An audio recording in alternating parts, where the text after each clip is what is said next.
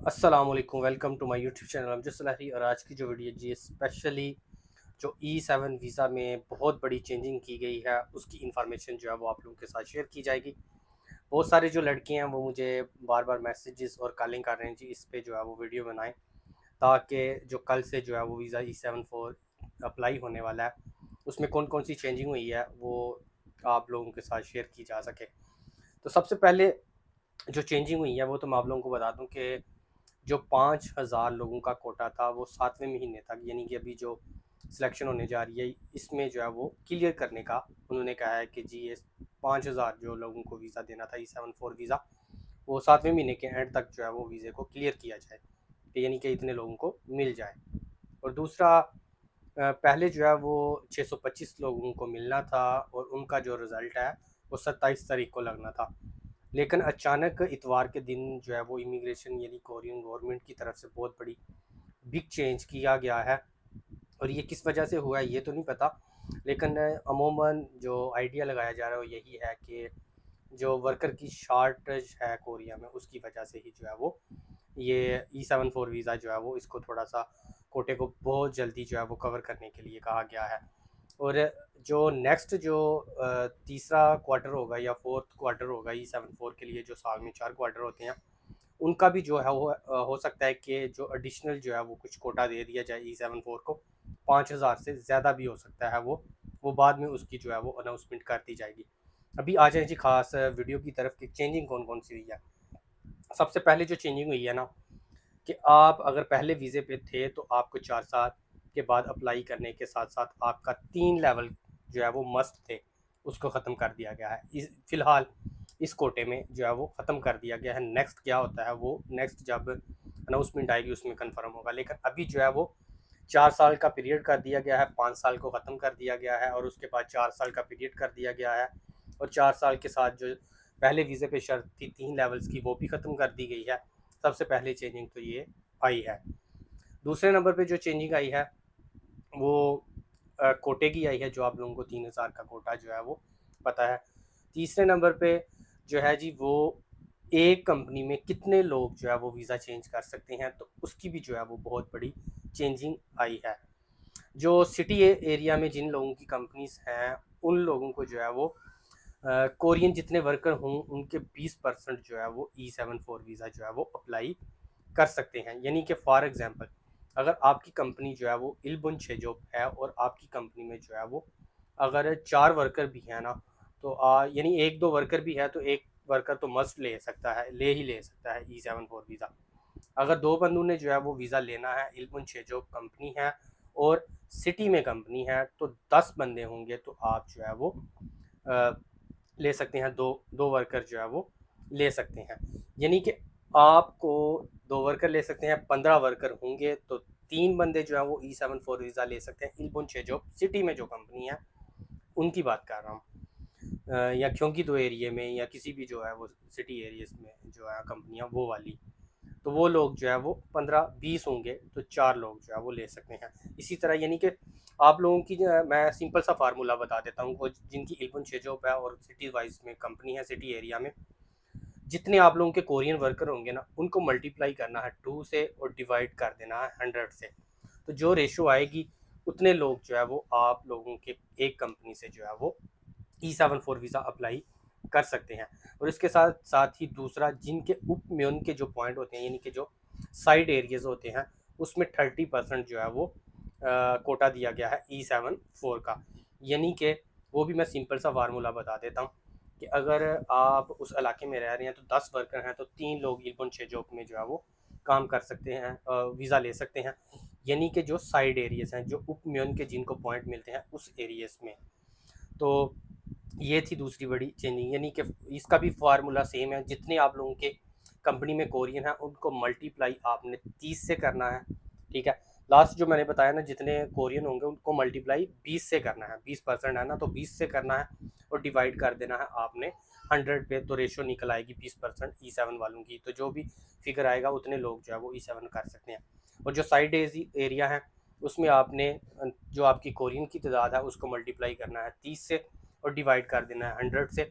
तो जो रेशो निकलेगी, जितने लोग नीचे आएंगे उतने लोग जो है वो आपकी कंपनी से जो है वो E74 वीज़ा ले सकते हैं। और पूरी सनब जो है उसमें जो है वो अगर 4 वर्कर हैं, अगर पूरी सनम में 4 वर्कर भी हैं तो 2 लोग जो है वो E74 वीज़ा ले सकते हैं। उसमें 5 वाली जो है वो, अगर 5 लोग नहीं भी हैं तो 4 लोग भी हैं तो फिर भी जो है वो 2 लोग जो है वो E74 वीज़ा ले सकते हैं। ज़राअत के शोबे में भी सेम है।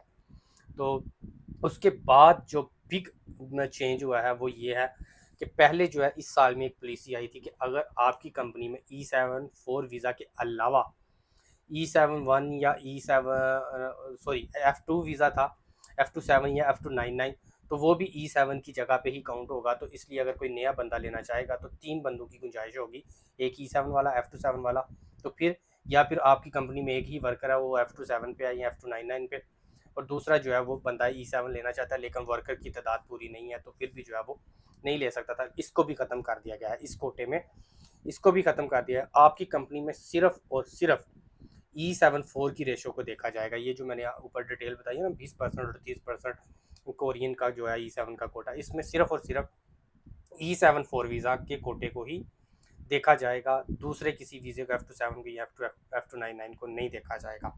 तो ये सबसे बड़ा ये भी चेंज है। उसके बाद बहुत सारे लड़के पूछ रहे हैं जी ये स्पेशल कोटा है, स्पेशल कोटा है, इसमें 52 पॉइंट पे वीज़ा मिलेगा। ऐसा बिल्कुल भी नहीं है। 3000 लोग हैं, उनको मिलना है वीज़ा। अभी लास्ट जिन लोगों ने 12 जून से 15 जून तक एप्लीकेशन जमा करवाई थी, उनको दोबारा एप्लीकेशन जमा करवाने की ज़रूरत नहीं है। ये सिर्फ़ और सिर्फ वो लोग करवाएं जिन लोगों ने पहले नहीं करवाई थी। हाँ, अगर आपके टोटल पॉइंट 52 पॉइंट भी बनते हैं तो फिर भी लाजमी जो है वो एक बार जमा करवा दें। लेकिन इसका जो मेरिट है ना, जहाँ पे 3000 लोग पूरे हो जाएंगे ना, वहाँ पे कट लाइन लगेगी, जिस तरह पहले लगती है। ये पहले तो 74 की है, लेकिन अभी ऑब्ज़र्व किया जा रहा है कि हो सकता है कि 55 से 60 के दरमियान ही जो है वो मैरिड रहे, इससे ऊपर ना जाए, क्योंकि 3000 लोग हैं। बहुत सारे लोग ऐसे भी होंगे जिनकी जो है वो डॉक्यूमेंटेशन पूरी नहीं है। फॉर एग्जांपल कौन सी, कि उन्होंने जो है वो डिग्री अटेस्टेशन नहीं करवाई हुई, उसके पॉइंट माइनस हो जाएंगे, क्योंकि अभी टाइम नहीं है। तकरीबन कल से जो है वो रजिस्ट्रेशन जो है वो जारी है। तो जो लोग इस प्रोसेस में पढ़ेंगे उनका जो है वो टाइम ज़्यादा लगेगा। तो आप लोग ऐसा करें कि अगर आप लोगों की डिग्री के बगैर भी आप लोगों के जो है वो 52 पॉइंट से ज़्यादा पॉइंट बन रहे हैं तो आप लोग जो है वो अप्लाई लाजमी करें। डिग्री तक जो है वो ना जाएं, एक बेस्ट अपॉर्चुनिटी है, करें। लेकिन इसमें मेरिट कितना लगेगा कितना नहीं, लेकिन चांसेस जो है वो 55 से 60 के दरमियान ही हैं, लेकिन कम भी हो सकते हैं। ये भी नहीं कहा जा सकता कि 55 से 60 के दरमियान ही होगा, इससे कम भी हो सकते हैं। तो इसलिए अगर आप लोगों का कोई मज़ीद क्वेश्चन हो तो आप जो है वो कमेंट सेक्शन में कमेंट कर सकते हैं। लेकिन बेसिक जो चेंजिंग हुई है वो मैंने आप लोगों के साथ शेयर कर दी है। आप लोग लाजमी अप्लाई करें, हर बंदा जो है वो ट्राई करे।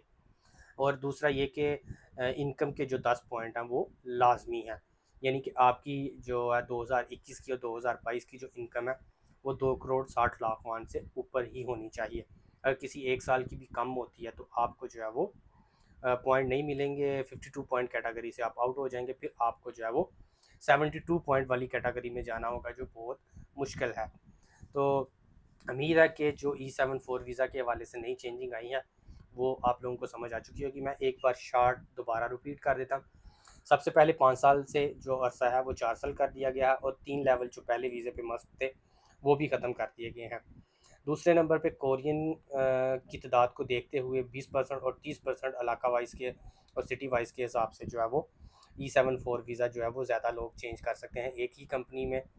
दूसरे नंबर पे तीसरे नंबर पे जो है वो पूरी सनद में भी जो है वो कोटा थोड़ा बहुत ज़्यादा हुआ है। और अगर 4 लोग भी हैं तो आप लोग जो है वो 2 लोग वीज़ा ले सकते हैं। F299 और F277 को जो है वो E74 की कैटेगरी से आउट कर दिया गया। सिर्फ और सिर्फ E74 वीज़ा की ही जो है वो 20% और 30% रेशो देखी जाएगी। और उसके अलावा आप लोगों के जो भी क्वेश्चन होंगे कमेंट सेक्शन में करें, इंशाल्लाह आप लोगों को प्रॉपर गाइड किया जाएगा। जो लोग भी अप्लाई करना चाहते हैं और जो हेल्प लेना चाहते हैं वकील की या किसी की भी, वो मुझसे रब्ता कर सकते हैं। तो क्योंकि अभी जो है ना वो वकील भी बहुत ज़्यादा बिज़ी होंगे, तो बहुत ही जो है वो टफ़ है। ये अचानक डिसीज़न जो है ना, ये सब के लिए मुश्किल है। जो वकील हज़रात हैं कोरिया के, वो भी कह रहे हैं जी ये बहुत ज़्यादा मुश्किल है हमारे लिए भी मैनेज करना। इतने ज़्यादा लोग हमारे पास आएँगे, उनकी डॉक्यूमेंटेशन इतने कम वक़्त में करना बहुत टफ़ होगा। लेकिन ज़ाहिर है उनको जो है वो अमला हायर करना पड़ेगा डॉक्यूमेंटेशन के लिए, तो वो तो मैनेज कर लेंगे। लेकिन आप लोग भी लाज़मी अप्लाई करें। बाकी आखिर में जो है वो मैं फ्रेश जो पाकिस्तान में लड़के बैठे हुए हैं वो भी वीडियो का इंतज़ार कर रहे हैं। इंशाल्लाह आप लोगों के लिए जो है वो कल इंशाल्लाह वीडियो अपलोड कर दी जाएगी। दुआ में याद रखें। अल्लाह हाफिज़।